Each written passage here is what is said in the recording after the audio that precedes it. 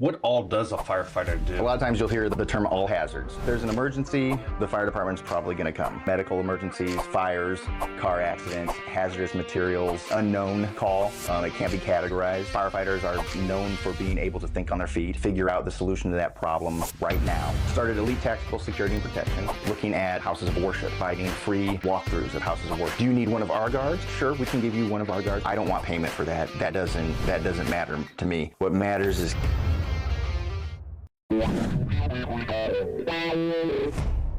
Nick, welcome. Appreciate you coming. We just kind of wanted to dive in your story. I know you're a firefighter, paramedic, fire captain. You have a business. Just kind of tell us a little bit about your story and how that the arc of it kind of comes to elite tactical business and how everything comes into play, if you don't mind. Yeah, sure. Well, originally, my father was a teacher, and I went to college to be a teacher. I played football and went to college at Nebraska Kearney. Big And school. what's that? Yeah, big school. But it was good. Getting away from home a little ways. But played football. Ended up getting injured playing football. Got through about 2.5 years of college there. Realized that maybe teaching wasn't what I wanted to do in that classroom setting at that point in time. And it really was, disorienting at that time. Didn't know what I wanted to do. Came back to Omaha, started working construction, trying to figure out, what am I going to do? Looked back to when I was a kid. It's like, what did you want to do when you were a little kid? What was the big dream? And I remember fire trucks and putting on a rain slicker and rubber boots and grabbing the garden hose and putting out, mom's lilacs. And I was like, you know what? Omaha Fire Department is testing. I'm gonna go for becoming a firefighter. So I went to Metropolitan Community College, got my EMT, and then tested for the Omaha Fire Department, and ended up getting hired in 2008. Did having your EMT help you get into that? Why not just get trained by Omaha Fire and EMT and everything else? So it was one of those things. The fire department application and hiring process takes a little while. I tested in 2006 is when the test was, and then 2008 was when I actually got hired. So there was a little bit of a gap of time there. And it was one of those things where I wanted to get some experience, kind of dip my foot in the pool, see what that emergency response, that emergency medical life was like. So being able to go get that training was really helpful, seeing if this was something that was for me. And I always wanted to help people, be there for people. And once I got that EMT, I was like, oh yeah, this is definitely my career path. This is definitely the road that I'm supposed to be on. Before we started, we were talking about kind of what a firefighter is, and I almost think it's a misnomer what a firefighter is because realistically, you do so much more than fire. I'm just speculating here, but I'm assuming fighting fires is probably like 20% of your job, if that. So what all does a firefighter do to help the community? So a lot of times you'll hear the term all hazards response. So basically, it's if there's an emergency, the fire department's probably going to come. Obviously medical emergencies, fires, car accidents, hazardous materials. A lot of times it's an unknown call. It can't be categorized. One of the big things is that firefighters are known for being able to think on their feet, figure out the solution to that problem right now. So it's really good to be able to have a firefighter there so they can figure out how can we mitigate this situation that might not necessarily be written in a book for you to know how to do already. So like the Omaha Fire Department, we do, let's see, last year we had over 72,000 calls for emergency service. 59,000 of those were medical calls. So medical is a lot of that. And then just under 2,000 of those were actual fires. So there's several fires a day, right, which is too many. But you can see that the majority of what we do is medical, And then you're looking at hazmat response, something leaks at the pool, something's here, we don't know what this is, someone spilled a lot of fuel, that kind of stuff. Um, you have your automatic fire detection system, something goes off, someone burnt toast, that kind of thing. So there's a ton of different things that the fire department goes to. Let's see, I think a year ago we had someone who got stuck in the sewers. We had to rescue them out of the sewers. You know, just a few days ago we had people, their car fell into the road. There's Two of Oh, yeah, yeah. two of them, two of them. Mhm. So it's always something different. And firefighters, get that basic training, you get those protocols, but there's always something, and it's gonna maybe surprise you. And so you have to be able to think on your feet and be calm, and move forward. What's the issue? What are the resources we have? How do we move forward? So by your numbers, if I did the quick math, less than 2% are actual fires. But yeah, y'all call firefighters. Interesting Yeah. enough. Uh, but I mean, I guess you could say you're fighting fires in other ways. Just unpack what makes you said firefighters are known for thinking on their feet. Is that a nurture or nature thing? I think there's a lot of that comes from nature. I think a lot of people are attracted to public service, emergency service, and they have um, that innate need to help their fellow human being. And I think with that comes that ability to really think on your feet. You look at police officers, people in the medical field, firefighters, people who are specialized in the military. A lot of them are able to think on their feet, and they're attracted to these certain disciplines because it really gives you a chance to utilize that. Um, it's difficult sometimes when you have those skills or those abilities or that need to do something, to do a job where you're not utilizing that, right? You feel a ache and emptiness, right? It's like I need to use this feeling inside of me to do something, And so the other thing that they actually and I wish I printed out this study. They did a study on actual brain waves of first responders, and they found that first responders' brain waves are different than the average person's brain waves. They have a different pattern. A normal, well, I don't want to say normal, but a person who's not a first responder or attracted to the first responder career field will have a brain wave that has a faster wavelength, right? But first responders have a slower wavelength.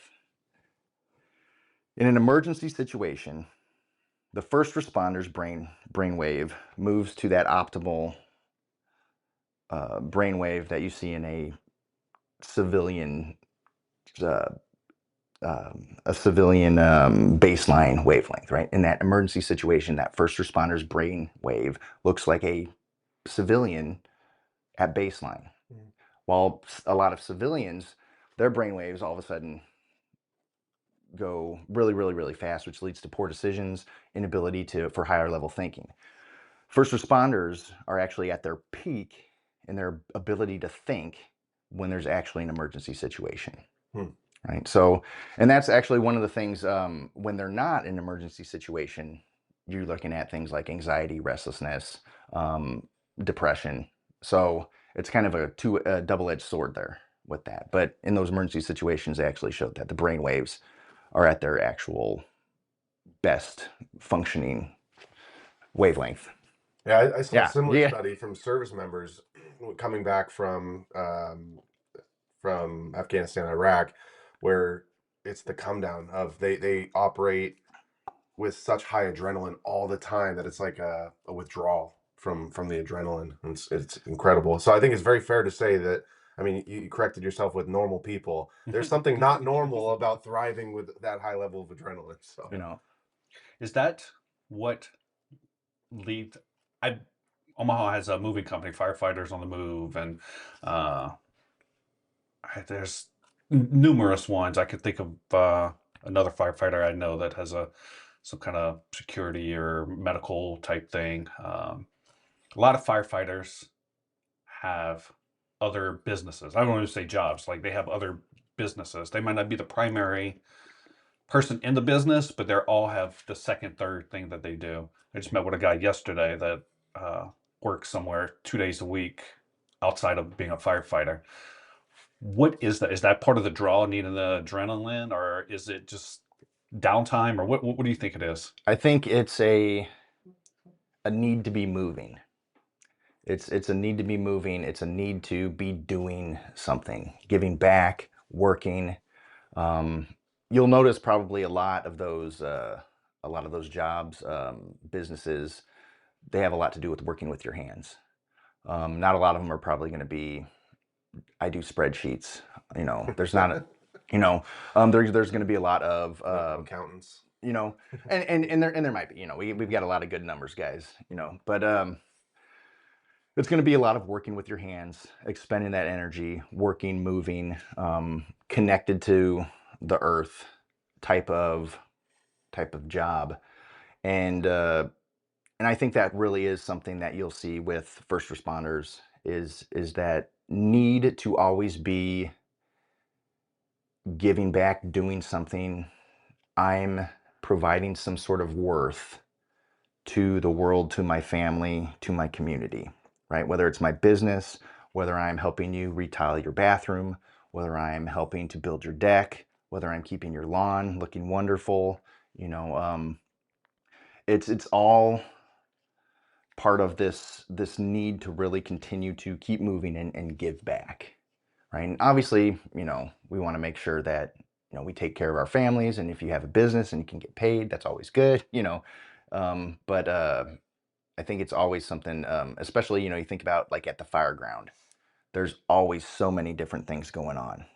Everyone's working the hardest that they've worked in their life at every single fire, so it's definitely, I think I need to keep moving. I need to keep pushing forward. I need to keep being better type of thing. Well, and Ryan asked briefly about it, but the downtime. I have a couple buddies that say they do, it was like 48 on, 24 off, or stuff like that. And it seems like in those downtime, they're not sitting there playing video games. They're doing something, Yeah. to better their skills. What is it about the culture of being a firefighter that kind of instills that in people? It is, so there's that responsibility and accountability. Omaha works a 24-hour shift, and so we're on for 24, off for 24. Once we get 5 24-hour shifts done, we have 5 days in a row off. So it's kind of a 15-day rotating schedule. But it's a culture. So you end up living a third of your life with the other people in your crew, whether it's just an engine house, or whether there's an engine truck squad. So there's 4, 8, 10, 12 people there at your station with you, and you live a third of your life. You go through crazy stuff together, you joke around and have a good time together, you eat lunch together. On Sundays you'll watch football together. There is, if there's time to do that, we want to watch, though it's a Super Bowl Sunday. Oh, I hope we don't get a call during the Super Bowl, because we want to watch the Super Bowl. Make sure we're TiVoing it. Don't look at your phone, Don't say the Q word. Exactly. Don't say the Q word. But it's accountability. Every single call, whether it's a medical call, whether it's a fire, there's a degree of uncertainty. And when you go out into the world on those calls, there's this, it's unspoken, but you are putting your life in everyone's hands on that crew, and they're putting their life in your hands on that crew.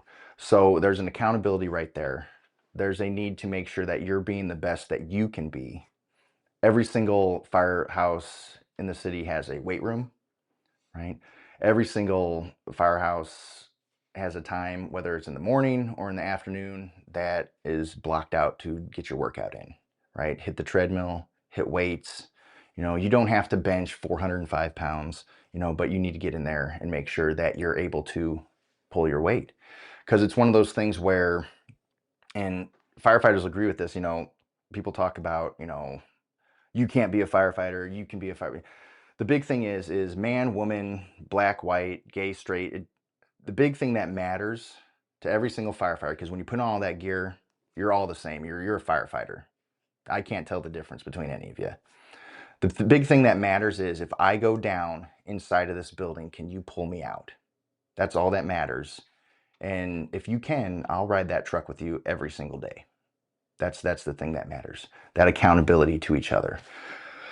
The other big thing is, you go through academy, and then at the end of the academy, there's a big ceremony, and the mayor comes and shakes your hand, and the chief shakes your hand, and they give you this badge. And that badge by itself is just this little piece of metal. But there's a symbolism with that, and there's a symbolism with that badge that means a lot, because it means that every single person in the city of Omaha trusts you to do the right thing, to be there for them when they need it.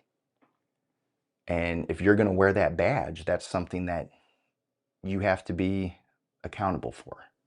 So every time you put that uniform on, every time you wear that badge, understand that every single one of these citizens of Omaha count on you to be there when they need you the most. So you got to be ready to rock. No, that's great. So you haven't said the word, but throughout all of this, kind of the word that comes to mind for me is servant heart, giving, community involvement. You started a business basically on the backs of that same principle. A lot of stuff that you've already said, you started the company off from. Kind of, what is your company? How does that way of thinking, mentality come into play in what you're doing? So was it in 2018, my wife and I, Tori, started Elite Tactical Security and Protection. It was one of those things, like you said earlier, I had a job that I did on my off time, worked security for some different companies and everything. And it was one of those things where I wanted to be able to provide security that was better, that took care of our clients, that provided service, but that also took care of my employees, of the people working for me, that kept them safe, that gave them the ability to grow as a professional, and to even move on from our company. And the big thing was keeping people safe. Looking at houses of worship, providing free, free walkthroughs of houses of worship. What can you do to help keep your house of worship safe? Hey, what does your security team need to keep your house of worship safe? Do you need one of our guards? Sure, we can give you one of our guards. We'll do a discounted price curve. No problem at all. But if you guys can keep your community safe, what can we do to assist you? I don't want payment for that. That doesn't matter to me. What matters is keeping people safe. So that's one of the big things is, and I've always thought that you can't be free if you don't feel safe. Being safe, to worship as you feel, is really, I think, a tenet of what it means to be an American. And I think that's really important for me to stand up for my company to stand up for. And so that's one of the reasons why we make sure, we can do these analysis for these houses of worship free of charge, to make sure that they can stay as safe as they can be. The other thing is, making sure my employees have a living wage. I work for the fire department. I have a good job. It has a great retirement system. It has healthcare, those kind of things. I want to be able to pay my employees, give them the training that they need, get them the certifications that they need so they can continue on in their career. Nothing makes me happier than when one of my employees says, hey, well, I mean, it's always, the really good employees, they're always like, hey, I'm going to have to leave. I got hired on the sheriff's department. It's like, that's awesome. That's amazing. It's like, you were one of our best guys. Okay. Yeah, you bet. But it's great to see that growth as they move on and accomplish their dreams as well. I understand that working for a security company isn't necessarily going to be, their 25-year plan, but it makes me happy to see them when they continue in their growth on their path. There's a lot of people that you get as employees. You talked about you were done with school, came back to Omaha, went to Metro, got GMT. Are a lot of people that you employ in that similar boat, if you will, that are kind of in that transition period? Hey, the security job's a good thing on my resume while I'm trying to get a job sheriff department. Yeah, we have a lot of people that are attracted to and looking for a job in law enforcement. a job in EMS or the fire department, testing for the fire department, testing for police or sheriff's department.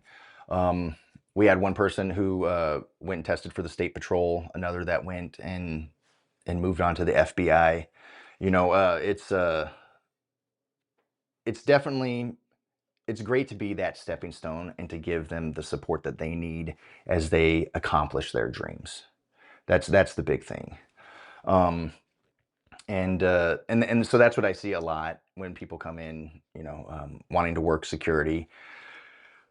They want to get into law enforcement, into that emergency services realm. And I think that's why I enjoy my employees, you know, because I see a little bit of myself there as well.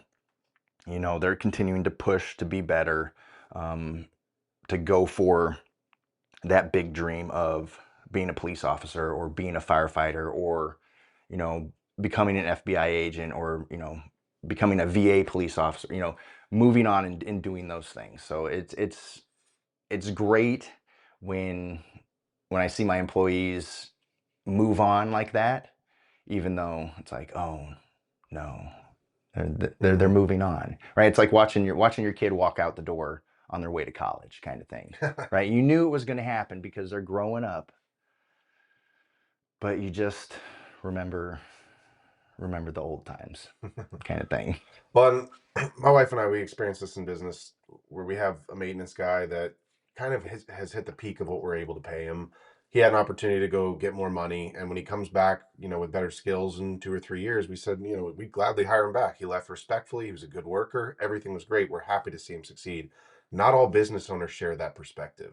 A lot of them want to keep you small enough so that they can keep control. And I think that those are the people that are going to burn out because as soon as you know, are done controlling people, you burnt all the bridges. But one of the things that I admired about what you were saying is that you want to stay small enough to keep that personal aspect, and that's how we got in touch. Is you sent me a message on LinkedIn asking if you know anyone needed your services. So, well, you know, obviously working full time and running this business and still doing your cold outreach and all that stuff. Why is it that it's so important for you to stay small and personable? I'll tell you what, cold outreach is just the worst thing, and I am absolutely terrible at sales, I think. But it's important because I think um, as everything moves faster and everything is ChatGPT and AI, and I mean, I get like nine things in my inbox and LinkedIn every day, Mhm. and it's like, who is this? You know, this is obviously, you know, written by a bot. Mhm. I think it's important to have that personal connection, especially in a local business where being able to go and shake someone's hand, look them in the eye, talk to them about here's what's going on, this is what we provide, this is what we can help you with, tell me about what you need. And being there and making sure you stand by what you say you're going to do. You know, that's the big thing, being able to, you know, speak plain and true and keep that word. And not letting some assistant handle it or avoid this phone call or someone else will deal with it or this is client number 34871. It's like, oh no, this is Jerry's calling. I was like, oh, Jerry's calling. Hey, hi Jerry, what's going on? What do you need? Right. Being able to say, hey Jerry, what's going on? You know, oh, we need to do this. No problem. Let me get that handled right now. Not a problem at all. I think that is something that people are missing right now. Everything's done through DocuSign, right? I made a deal with you and I never even saw your face. We never even shook hands. It used to be, let's sit down, let's talk. We're going to talk face to face. We're going to shake hands at the end. We're going to come up with something together instead of all this technology, which technology is great. Look what we're doing right now. Mhm. But I think when we lose that analog connection, when we lose that real human connection, I think that's where things really start to fall apart, right? We start to lose responsibility. We're disconnected from it. That person's not real anymore. They're just a number. They're just we get a check from this invoice, right? No, this is Jerry, and Jerry runs a shop, and Jerry's shop pays for his family to eat and live and for his kids to go to school, right? So we need to be there to protect his shop, because that is a whole chain of events and a whole group of people that rely on Jerry shop to be safe. So we need to make sure we're there for Jerry to take care of his shop, because there's a whole chain of people that need that, right? So and it's as interconnected as this world is, I think people are forgetting about the real human connections that really exist. That's what's really, really Especially important. the last 6 7 years. I mean, COVID, I think it took away such a big piece of everyone's, social interaction that I think now. AI is just continuing that Absolutely. evolution. Yeah. But to your point, I think people are going to start, as we become more disconnected, there's that longing for personal connection. That's going to be the next wave. Like, holy crap, we've already pivoted so far away from human intention that it's going to become. I just worry that you talked about, mental health and all that stuff. I think that'll be, we're already seeing it somewhat. It'll keep growing. And then people will be like, we have to do something. And then that'll be the next pivot. That's the big thing that I'm seeing, is that I think there's an ache, a need, and I don't want to say it's just in men. I can speak for me as a man, because I feel it. There's a need for that connection, that real freedom, that being, I want to call it a cowboy mystique, but you feel that, that 1883, go out into the land. I'm going to go and hunt for my food. I'm going to go and chop my firewood. I'm going to take care of my family. I'm going to move towards that time when a handshake meant something. Being able to move back to that. I don't want to call it the backlash to the backlash, right? But I think that there's some great positive things about looking at a time where a handshake meant something, understanding that helping your community meant something, that this community in this world isn't a zero-sum game. I think once we move into this post, whatever they're going to call this age is, I think people are going to see that's where we're really headed, where we really need to head for our own health, for the health of our communities, for the health of our country. I think that's going to be really, really important. Yeah. I, when I say connection for men, I don't know if it's necessarily, I think getting out into nature can be that connection as well for some men, chopping firewood, like you said, going hunting for 2 days, backpacking, I think just a connection to something, connection to your TV, watching the Super Bowl every day isn't quite it. But I want to kind of pivot back to like some of the stuff that you talked about as far as your business and connecting with Jerry. How, as a business owner, you have a W-2 job. How do you stay connected to Jerry? What are some of the systems, process, kind of the tactical level of, no pun intended, would it be tactical, but what's some of the tactical levels of connection that you've instilled in your business to stay connected to Jerry? The big one is, and maybe it's a terrible idea, but every single one of our clients has my personal cell phone number, right? And it's one of those things where we, when we meet and discuss things, like, hey, this is our company phone number. This is my personal phone number. This is the 8 a.m. on Christmas morning phone number, right? This is the number that gets answered 8 a.m. on Christmas morning. Making sure that that line of communication is open. Checking back in. Hey, how are things going? A lot of times you'll get a phone call or you'll get communication when something goes wrong. You don't necessarily get communication if things are going well. So being able to check in, say, how are things going? Hey, how's so-and-so doing at this job? Anything we can do better? Anything that, is this working out? Because a lot of times people too will not rock the boat. something will not quite be what they expected or not up to the standard they were expecting, and they won't say anything, and they'll let it kind of sit there and sit there, right? And it might be just because of a simple miscommunication. I've noticed that 99% of all the problems in the world are a miscommunication from somewhere down the line. It might just be a miscommunication, but being able to reach out and say, hey, how are things going? Things are going good. You know, is there something we can do better? Something that's not working right? Blah, blah, blah, blah. Oh, okay, this is something. Oh, I wish you would have told me about this. Okay, we can do this. Let's adjust this way and change this so we can make this better, right? Providing that service. I mean, the buck stops with me, right? So I can provide that service, get that to my officer who's on scene. It's like, hey, let's make sure that we're doing this. Let's make sure we're checking on this. Let's make sure we're performing where we want to be. You know, that's the big thing, is making sure that there's that phone number, that ability to call. That's the big thing. Emails are great. Emails are great, but it's just like text messages sometimes. Lost in translation. You'll read a text message and be like, what do you mean by that? Right? There's no exclamation point, or there is an exclamation point. It's like, wait, right? The text message or those written word, a lot of times they mirror a lot. How's your mood today?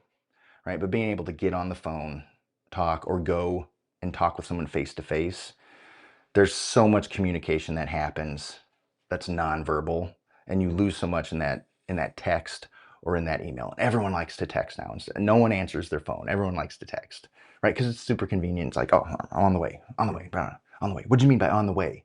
You said that kind of snooty. What do you mean on the way? You know, so being able to use that nonverbal communication before we lose that as human beings, that understanding of nonverbal communication, I think is really, really important. Get out there, meet people, talk with people, and keep that communication open. And it's sending and receiving. Communication is not just how are you talking, how are you receiving information. And I saw something the other day that was the first step to becoming more like Jesus is to be unoffendable. And if you can be unoffendable, then it doesn't matter how that text message come through. It could have a middle finger on it, but I'm still going to respond as as if it was a friendly gesture. That's the big thing. Let's take a look at, like, really what are things that are offensive in the world. Do you know what's offensive? A starving baby. That's offensive, right? Someone called you stupid. Is that offensive? That's not come on, right? You're a grown up. Right? I get into that with my 11-year-old. She's like, "That's mean."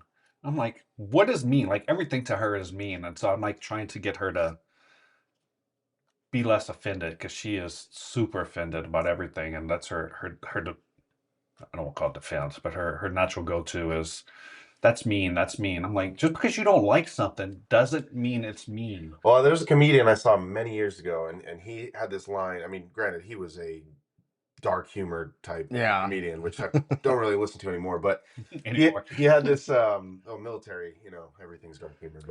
But he had this thing about as soon as you draw a line in the sand that says everything is funny up till here, you're a hypocrite, because then anyone who goes further past your line is offensive. And I got to agree with that statement. Yeah. But granted, I think that there's some human decency that comes with That's the big thing. I think it's important to not be cruel, right?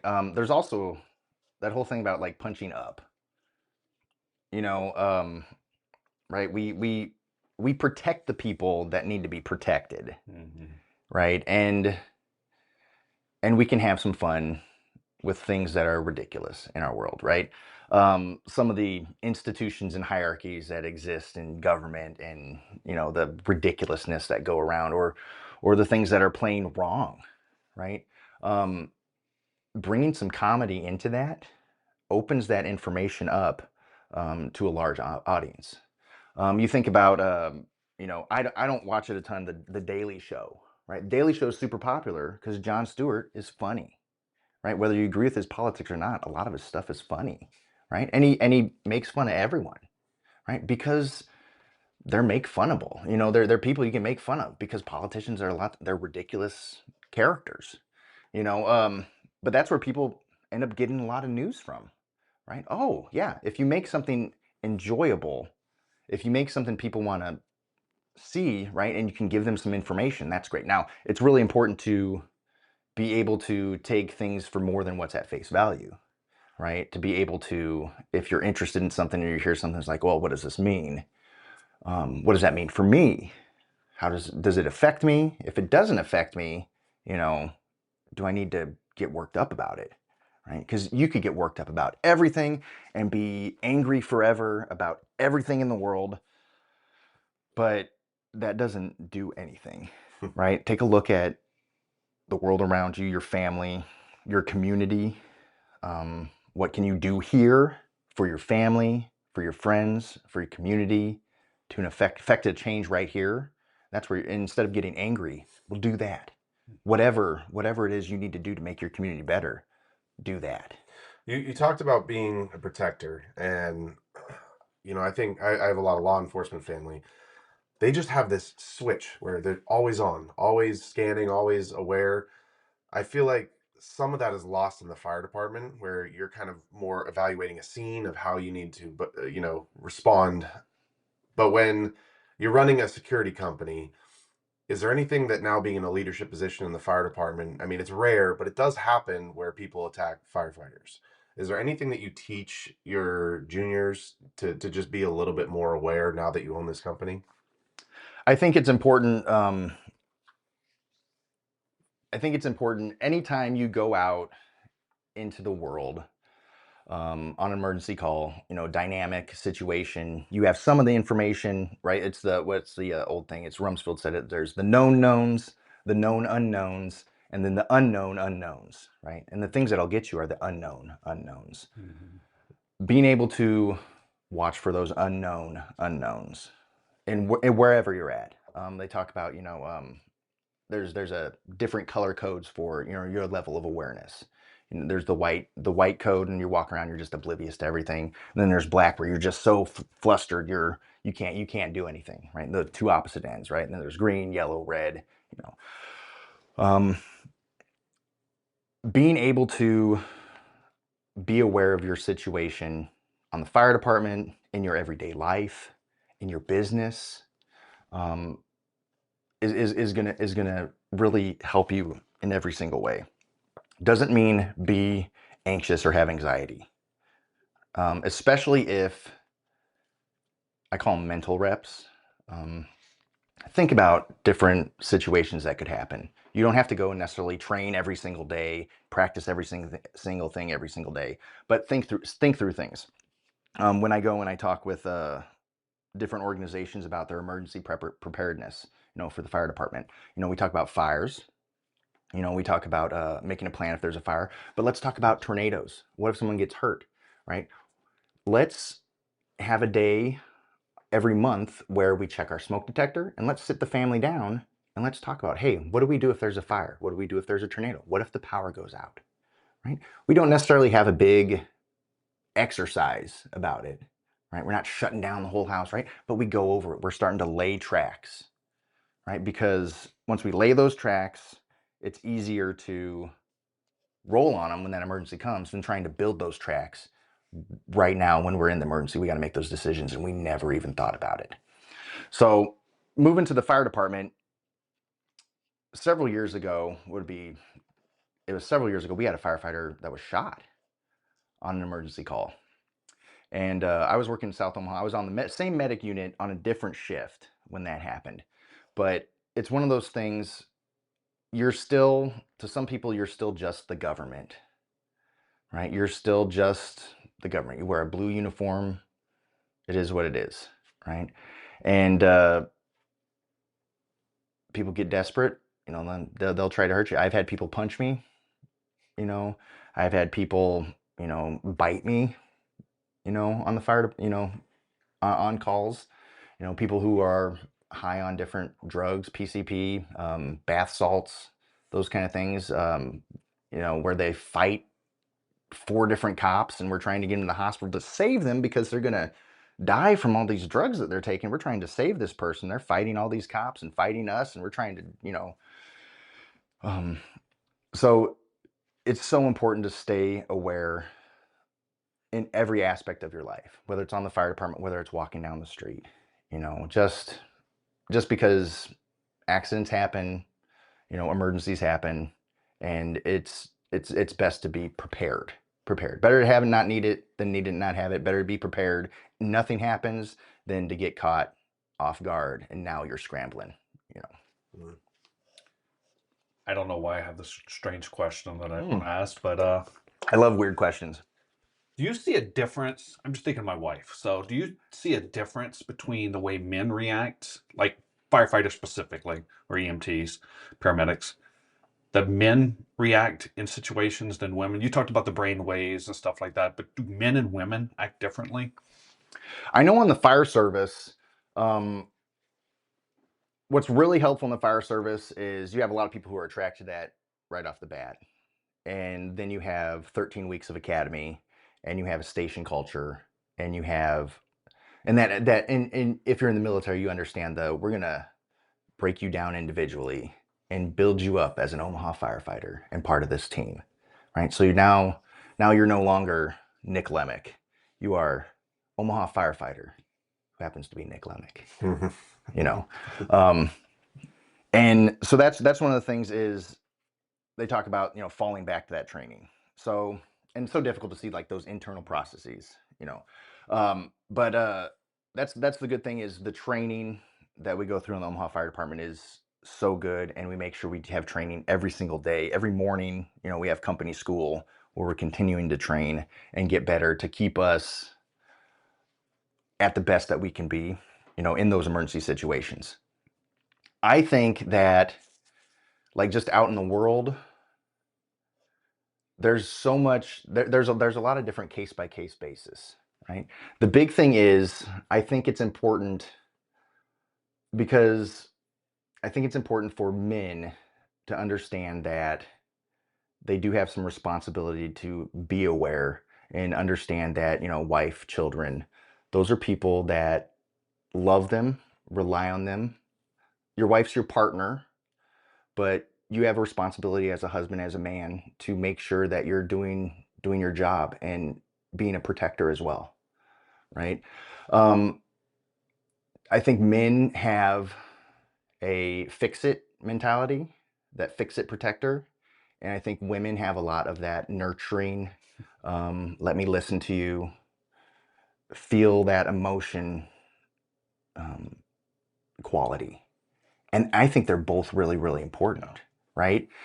Because if you have just one and not the other, there's an imbalance, right? You start getting the quote unquote toxic masculinity, right? But being able to balance that, I think you really now you're nurturing, you're growing a young person, you're nurturing each other, you're nurturing your partner, and so I think men and women can look at a problem, especially emergency situation, and use a protocol to come up with a great solution, especially it's an emergency situation. And I think when we look at like a family dynamic or out in the world, I think that it's really, really good to have two viewpoints that see things from a protector, fixer standpoint, and then from a nurturing listener standpoint. And I think having that balance like that is going to give you that full ability to go after what that problem is. That's why it's so great having my wife as the CEO of our company. She's able to, I don't want to say make me less crazy, but a lot of times I'm going to come after things with a hammer, right? I did boxing, I played football. It's broken. Well, let's hit it with a hammer. It will fix it. you know. And she's really good at bringing us like, well, no, let's see Like what, tweezers. yeah, let's see what's going on. Yeah. It's like, hey, we're talking with this client. What's the problem with this client? Well, this client feels this and this and this. And it's like, well, these are the problems that's happened. These are the security problems that are at this location. She's like, I know that these are the security problems they're having at this location. Let's talk to the client about what they're feeling. I'm like, but these are the security problems. What is the client feeling right now, and what do they feel like they need? I feel like they need to fix their security problem. Let's talk. Okay, let's talk to them. Okay, Tori's going to talk to them. Oh, now they're talking to her, and she's like, what are you feeling about this? It makes you feel insecure. Nick, It's like, okay, we can help you feel more secure. Oh, okay. You know, being able to come out from those two angles. Yeah. So I have a quick story kind of off from that.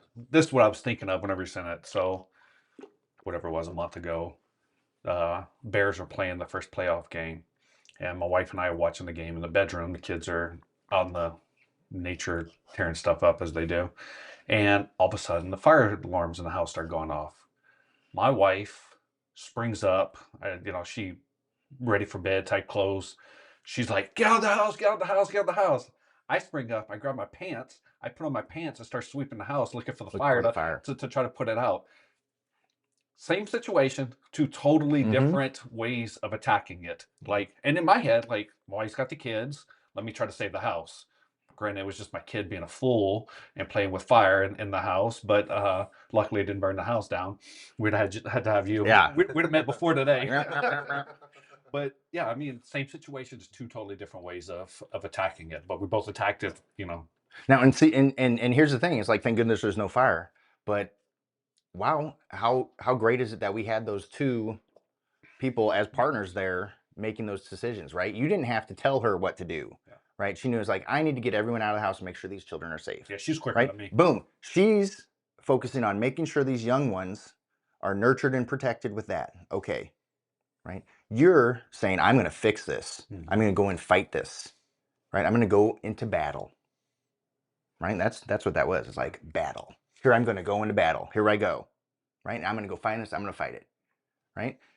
If there was a big fire, boom, okay, you can get the fire extinguisher, you start hitting it, okay, you win, put it out. Or not, okay, okay, I tried, I gotta back out. She already made sure everyone is out and safe. Now you don't have to worry about that, because now you can focus on, this is the mission, this is what I need to accomplish right here. Which in your example about, you grabbing a hammer and your wife taking the nurture route, I think tying his story back into that is both roles were necessary. Doesn't mean that the hammer wasn't necessary. And she might know how to use the hammer. Just the timing of who's using what tool at what point. How pivotal is it to the success of your business, the success of your family, to choose the right partner? It's incredibly important. It's incredibly important. And that's why communication is so important. Communication beforehand, communication when you're getting to know someone, making sure that things really align, if that makes sense. Your life goals, your dreams. I know that sounds kind of hokey and everything, but when you have a real partner, it makes the load that much lighter, right? They always say, what's the deal? It's a Swedish proverb, a shared smile is twice a smile. A shared sorrow is half a sorrow. If you find that person for you, that other half, you're going to really find that partner in every aspect of your life. And that person who complements every aspect of your life. A lot of people say 50-50, 50-50. Believe me, there's been times, and I am nowhere near 50%. I'm nowhere near 100%. I am at like 3%. Right? And my wife is at 125%, because she is taking over everything, and she is making sure everything is okay, and the kids are dressed, and and the grocery shopping's done, and dinner's made, and all these things are done, and she's taking care of all these things. And there's times where she's exhausted and is like, you know what, here I go. I got the kiddos. We're going to go wrestle. We're going to go do these things. It's so important to have that partnership and understand that there's specialties, right? It's just like from like a military standpoint, right? Like the Army and the Navy, or the Army and the Navy, right? Well, the Navy's got the boats and the Army's got the troops, right? Well, the Navy's good at stuff on the water, Army's good at stuff on the land, right? But together, right, they can go and do a whole bunch of different operations and do them great and all this other stuff. Being able to know that they're different, they have specialties, but together you can do some amazing things that can blow people's minds. Absolutely. Talk a little bit about working with your wife. You said, she's CEO of your company, obviously making the day-to-day pivots and stuff like that. How is that worked out, not worked out, lessons learned? It's been great, because the nice thing is we've both been able to and I think that was important when we first met and when we got married, understanding that partnership and being partners, and understanding that I have certain roles and she has certain roles, but no one is more important, right? We're all important members of this family, but no one's more important than the family, if that makes sense. And I think it's been great because we're able to talk candidly. She's able to tell me when I'm maybe going off half-cocked about something, or if I'm letting my own hubris get a hold of me, right? You think about a company, and a lot of time a company is that other child, right? It's another child, and it's a company. It's important. It does a lot of things and can improve your life, and it helps people. It's not a child. It's not a living person. You have to understand that too. It's been great because you're able to have a real frank conversation about the business, where things are going, what needs to be done, but understanding at the end of the day, there's a partnership that's more than just a partnership about a business. There's a partnership about a life, a partnership about a family. And that makes it so you can be completely honest. You don't have to have any things to hold back about what's going on with the business. You can say, here's what we need to do, here's where we need to cut, here's where we need to add, here's what we, and being able to have that second perspective, like I said, the hammer guy, being able to have that second perspective. Hey, let's talk to this client this way. Let's look at these things. Like I said, I'm not the best at sales because I'll come in and say, these are the security issues that you're having. And Tori will say, let's ask them what they're feeling and what they need. Oh yeah, we asking about their needs, right? It's the whole pen thing of like, what do you need? So I think that's been really, really great. And a lot of times, if you have a partner in business, having that relationship that is deeper than just that partnership is difficult to have, right? Even a friendship, right? You can have a business and then end up ruining a friendship, right? But having that marriage, having that relationship there, and then building that together, I think it really made us stronger. Awesome. We talked about it before, and it's on your LinkedIn. You kind of allude to it. What made you decide that this was the business for you? Like, you saw a gap. What led you there? What was kind of your gap analysis, if you will, put a catchy term to it? So the big thing was, back in 2018, which every time I think 2018, I was like, just a few years ago in 2018. Oh no. 3 years ago. What's the decade ago? Yeah. Just 3 or 4 years ago in 2018. No, that was not 3 or 4 years ago in 20. I looked at, because I had done security before, and a lot of times it was things where everyone got 1099'd, and here you go, you're doing security here. It's like, what are we doing? It's like, just make sure no one jumps on stage. Oh, okay. You're 1099'd. Oh, okay. I'll cover my own taxes and insurance and Medicare, Medicaid, all that kind of stuff. What a tax dodge, right? But I realized that, unfortunately, in Nebraska has no oversight in the security industry. If you look at like Iowa, Texas, a lot of these other states, there's a security oversight. You need to have a guard card. You need to have some training, some baseline training, those kind of things. Nebraska doesn't have that. You can go on Amazon and order a shirt, and now you're security, and I wanted to get beyond that, and which makes it difficult sometimes, because when you go and you talk to a client and you say, hey, this is how much this costs, because we want to be able to pay our employee a living wage. We want to be able to make sure that we can get this employee the training they need, the professional security officer program through the International Security Foundation, getting those credentials for them, getting that training for them. And they say, well, why does it cost this much, and this place, can do it for this much? Well, the other reason is they don't have work comp insurance and liability insurance, and they're 1099ing all of their employees. So that's something that happens a lot all over, is people are 1099ing their employees in the security industry. They're not holding work comp or liability insurance. And I tell potential clients, if something goes wrong, and I hope it never does, but if something goes wrong, they're going to look at the security guard and the security company and they're going to say, where's your insurance? Someone's going to get sued, and they're going to say, oh, there's nothing here. And then they're going to look over at the person who hired them, and they're going to say, you didn't do your due diligence. You didn't look at this.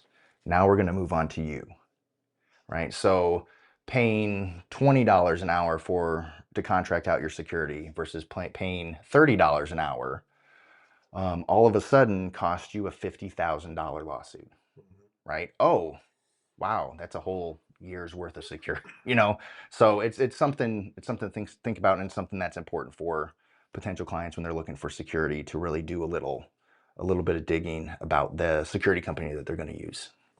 And this is long before you reached out to me, probably 4 or 5 years ago. We had a house in North Omaha that we were selling, and we just cleaned it out, trashed it out, rehabbed it, and someone came in, broke in, stole all the copper. So we rehabbed it. We had to replace the panel, the HVAC, that you name it. Luckily, insurance covered a lot of it. Well, we get it all put back together, and someone broke in, stole the copper again. Luckily, we had the water shut off this time, so put the copper back in. That time, I had to go out and find private security. I didn't know it was a problem. It's one of those unknown unknowns. I started looking around, and some of them 2-star reviews, or they say they just hired Joe from around the corner to come and sit there. Well, we found a couple companies that seemed, pretty legitimate. One of them, they wouldn't do temp jobs. They wanted permanent, rover security, which understandable. Found one that was willing to do it. So they had guys rotating, spending the night at this house, sitting inside. And then the people tried to break in again while they were sitting in there, and they were armed guards, and so they had to draw, and the people breaking in slammed the door open into one of these guys and knocked him down, and he had to draw his weapon and stuff, and luckily nothing came from it. But it just shows how easy it would be, because that just split second difference, and a life has to be taken. And now where's that liability lie? Well, probably on the security company, also on the homeowner, which was us. And so I think that people don't realize the people who are doing it illegitimate, 1099, cash under the table, all that stuff. One, it's giving a mall cop culture to the security industry, but two, it's opening up a huge, huge problem for lawsuits. And so I mean, again, like you said, it's a problem that you don't have until you have it, but bringing the legitimacy to it, the training, martial arts, basic awareness, all that stuff, I think is that should be the bare minimum. Yeah. So why is it that you think Nebraska, or what made you think, but that Nebraska doesn't have any standards for it? It's just legislatively not a priority. That's the big thing. There hasn't been a call for it. When I've attempted to reach out in the past to different members of the Nebraska legislature, they're busy. There's a lot of stuff that needs to happen in our legislature, and they have a shorter legislative session, and they only get a certain number of bills to go through. It's just not a big priority. And I think another thing is I think there's a underlying thing of that race the bomb, that inexpensiveness. There's a benefit for a lot of businesses to be able to have that inexpensive security. They just need a warm body, and they'll just deal with it. Something bad, if something bad, they're just rolling the dice on it, right? And some people take that risk, or they believe is like they believe that you can cover all the overhead and pay a living wage and everything for $20 an hour. I don't know what business owner thinks that, but if they do, I mean, welcome to 1991. But there's so many things going on, and I just think it's just really not a legislative priority. And you think about it, what that would really take. So you'd have to build a whole standards, right? You need to build a licensing program. The other thing too is, I think what it would really take is the industry saying, we want to have this. So it's going to take more than just Elite Tactical saying, we need to have oversight in the state of Nebraska. It's going to take Which, if the security companies are Yeah. saying that's an issue, it's kind of like, you know, asking the teacher that they forgot to Yeah. assign Yeah. homework, right? It's gonna take the other security companies that operate in Nebraska to work together to say, hey, something needs to be done to move out these, I don't call them fly by nights, but to move out these less legitimate type of security companies. So I see it as a larger problem though. And I'm gonna bash roofing contractors with this, but roofing contractors are the same way. You go out, you hire big roofing contractor X, Mm-hmm. and they're subbing it out to someone who's less than legitimate. Maybe they're licensed, maybe they're not, but they're 1099ing out all the, you know, Hispanics or whatever that may or may not be here legally. And so you think you're paying what you are paying a premium price for company X, $30,000. $30,000 roof, who's subbing it out to contractor Y for $20,000, and they're Except paying. they're not paying 20,000. They're paying 5,000 to the contractors. Well, and that's what I'm saying, and then they're subbing it out to the Hispanic crew that's getting paid 10. So everybody's getting their piece of the pie, and the only person that's getting screwed is the homeowner because they're like, "Well, my insurance is paying for it." Yeah, but you're paying $20,000 a year for insurance. You know, I mean, you're Yeah. going through that for something else right now.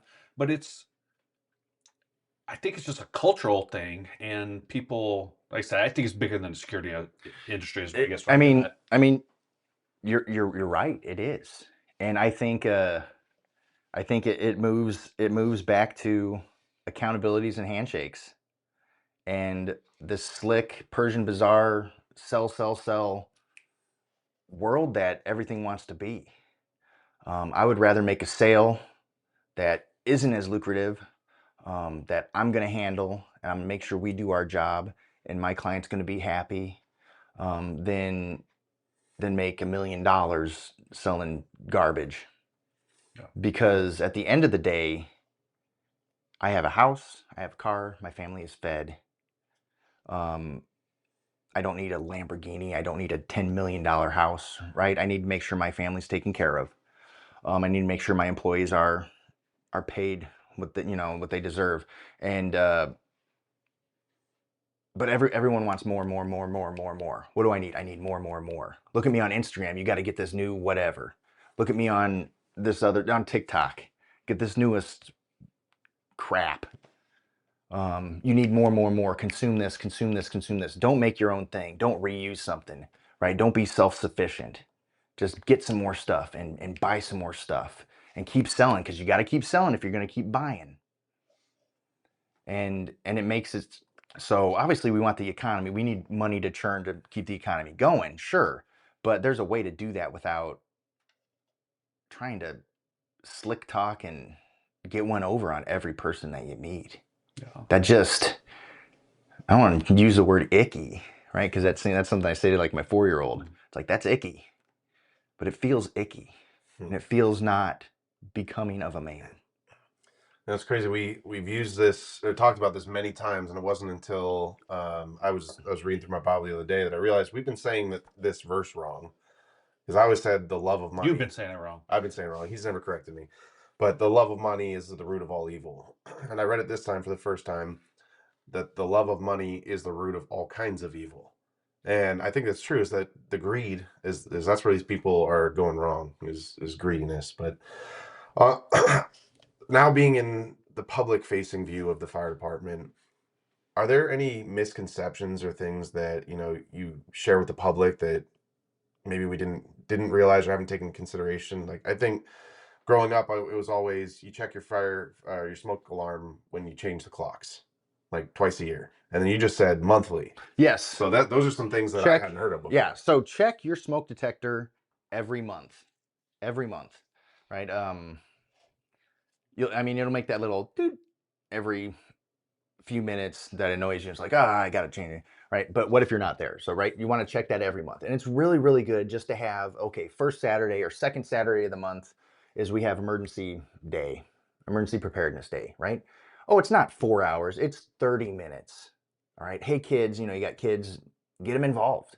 Hey, all right, let's check all the smoke detectors. Okay, Check all the smoke detectors. Okay, we checked all the smoke detectors. Okay, let's sit down. Let's go through. All right, what do we do if there's a fire in our house? Okay, we're thinking about 2 ways out, right? We want to have 2 ways out because what if one way's blocked? All right, we got 2 ways out. Now we're going to have a meeting place outside. Where's our meeting place? Okay, you know, the mailbox out front. That's our meeting place that we're all going to meet if there's a fire and we have to go outside. Okay, let's go over tornado. What do we do? Oh, do we have flashlights ready? Let's check our flashlights. Oh, our battery's working. Oh, there we go. All right, and then we all go to the basement. We all go here. Oh, we have snacks down here and water. All right, everything's set here. What if someone falls and hurts themselves? Do we know what number to call? That's right, 911. But where do we live? What's our home address?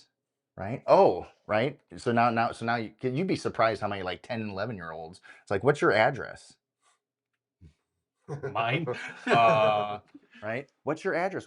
What's your mom and dad's name? Mom and dad. Okay, right? And obviously, you know, I don't want, you know, my kids being like, hey Nick, right? Hey dude. Bro. But that's those are good things. And there's things that you don't think about, right? Because it's like, I don't want my kid calling me Nick, right? I'm dad, you know, mom, not Tori, you know. But on the smoke detectors, yeah, we used to always use the battery powered ones. Then I saw it started moving towards the wired, and now at all of our properties, the fire inspector says that we need to have the 10-year sealed, what do you call them? They have to be repeatable. Carbon monoxide and smoke. yeah. That's So required by so it's Nebraska the and new Iowa. Yeah, it's new. what is that? Nebraska 104. That what? Yeah, I didn't write that one down. But so the hardwired are great. But with the batteries, was it the Dallas Fire Department did a 10-year program where they studied the smoke detectors that they installed and where the batteries went over the course of a year, 2 years, 5 years, 10 years, right? If the smoke detector was still there, if batteries were still in the smoke detector. And they found like within 1 year, half of the smoke detectors that they installed no longer had batteries in them, right? And it's one of those things where a 9-volt, I'm trying to think of like the other things in my house that use a 9-volt. Can't name any. Maybe like a Kid toy, Yeah. right? But it's one of the few things that use a 9-volt. There's several of them that use like AA's, that kind of thing, but it's one of the few things that uses a 9-volt. So it's like, oh, it's beeping. I pop it out. I'll get it later. I forget. Or I need a 9-volt for something else. Or maybe it's AA's. Like, oh, my remote control went out. I know there's some AA's. I'll grab some. 123. Like, Yeah, perfect. yeah. Or yeah, those little, Yeah. right? I got that on my red dot. It's like, oh, great. It's like, oh, great. And that one's like $9. But they found like within a year, half of those batteries weren't even in those smoke detectors anymore. And I think by year 5, the smoke detectors weren't even there anymore. You know, and you want to replace your smoke detector every 10 years. You know, so if your smoke detector is 10 years or older, you need a new smoke detector because they just eventually wear out. But that's the big. So now they have the sealed ones. So that battery is contained in there, and that's a protection thing. You're not going to be able to get a battery out of there. It's going to be a complete pain to try to get a battery out of there, and that way you have that smoke detector system in there. If you have working smoke detectors in your home, you are 11 times more likely to survive a fire in your house. 11 times. That's huge. That's huge. So are there other non-emergency services that the fire and EMS provide? Like I've heard new and expecting parents, the fire department will help teach them how to properly install a car seat. So we actually don't do that. Okay. We actually don't. The Nebraska Safety Council is a great resource for helping with the child safety seats, with the child safety seats. And the reason we don't do that is because we don't train on how to install those properly. There's so many different types. You know, you have the ones with the latch. There's ones that the seatbelt runs through. There's so many different types, right? And there's one of those things you always worry about, a liability. Well, the firemen put it in and they put it in wrong. And now the city owes me $1 million and this kid's hurt, right? But the other thing too is while a lot of firefighters have families, a lot of them don't necessarily have families yet, or maybe don't have kids at all or whatever. And so they're just gonna be like, I don't know. And here's the other thing too, is firefighters will go, I'll take a look. Firefighters, all they want to be helpful.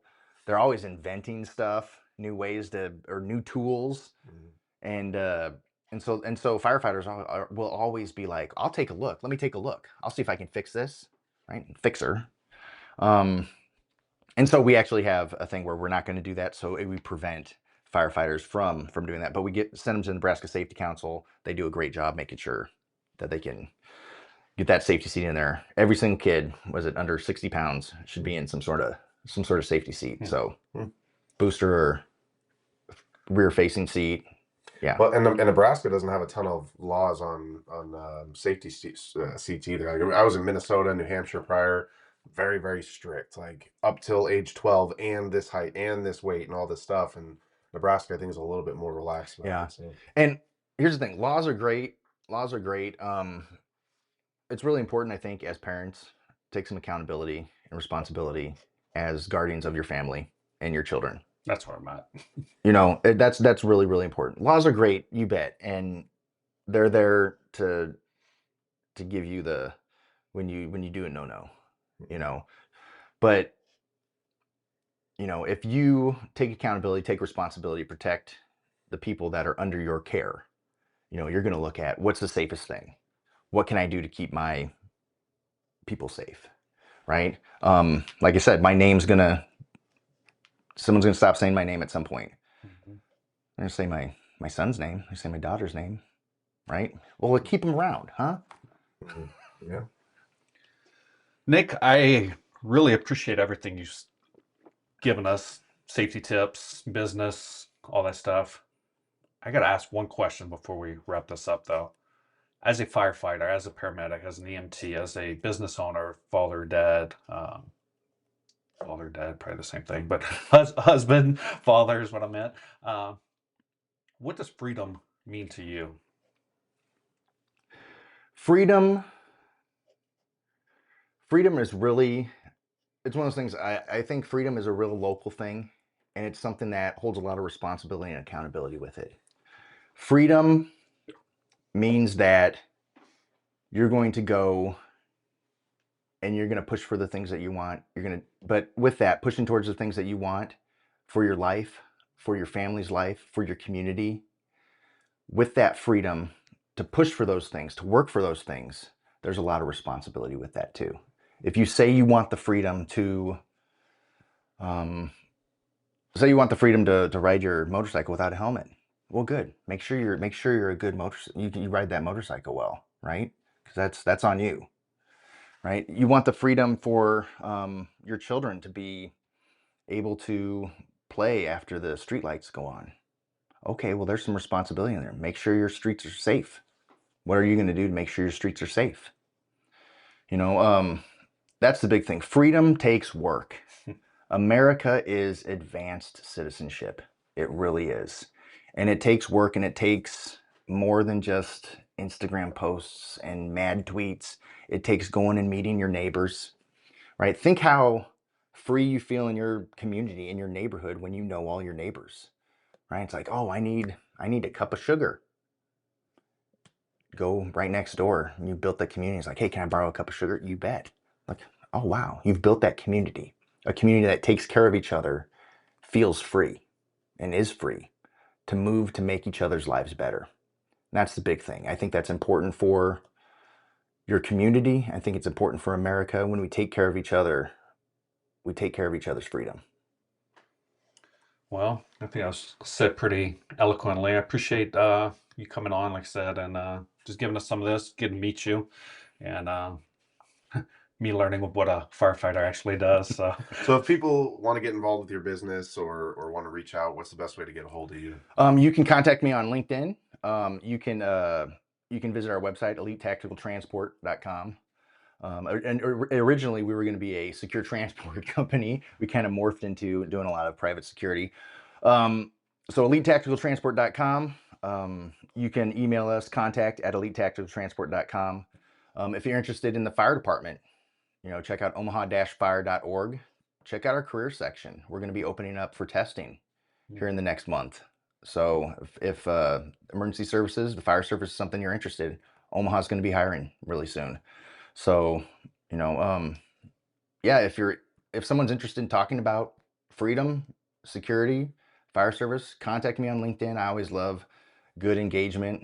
I always love talking about I'm an open book. So Awesome. Well, we appreciate it. Nick, I appreciate it. thanks so Thanks, much for sir. having me. Thank you.